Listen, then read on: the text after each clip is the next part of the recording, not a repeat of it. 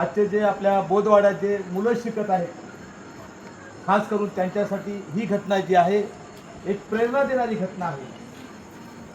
कारण बऱ्याचदा असं होतं की त्यांचा सत्कार पाहून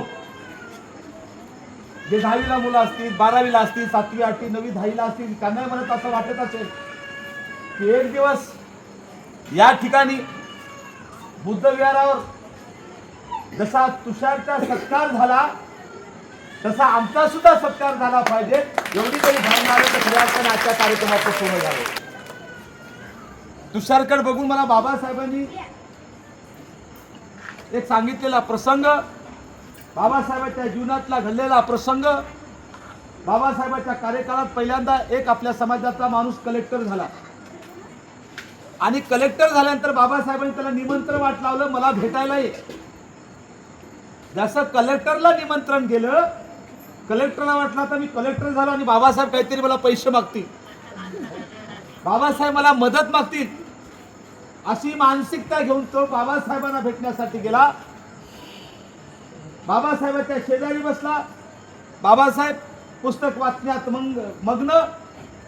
त्याला वाटलं आता माझ्याकडे बाबासाहेबांचं लक्ष जाईल, थोड्या वेळाने माझ्याकडे बाबासाहेबांचं लक्ष जाईल. बाबासाहेब मग्न होते. मग यांनी आवाज दिला, बाबासाहेब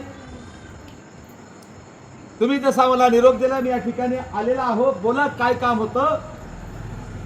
बाबासाहेब म्हणतात बाकी माझं काम तुझ्याकडे काही नाही, तू कलेक्टर झाला, समाजाचा पहिला व्यक्ती, आणि फक्त एकच काम कर. त्याने आश्चर्यपोटी बाबासाहेबाला विचारलं की बाबासाहेब कोणतं काय काम करू, की जसा तुला वेळ भेटेल, 8 दिवसाला असेल, 15 दिवसाला असेल, महिन्याला वेळ भेटेल, तेव्हा तू तुझी लाल दिव्याची गाडी घेऊन त्या झोपडीतून कलेक्टर भेटला तिथे एक चक्कर मार. मला काही कळलं नाही. बाबासाहेब म्हणतात कलेक्टर झाल्यानंतर जसा तुला वेळ भेटेल, जिथं तू जन्मला, ज्या गलीमध्ये वाढलास, त्या गलीमध्ये तुझ्या सोयीनुसार, तुझ्या वेळेनुसार तुझी लाल दिव्याची गाडी घेऊन ये. त्याने आश्चर्यापोटी बाबासाहेबाला विचारलं की का असं.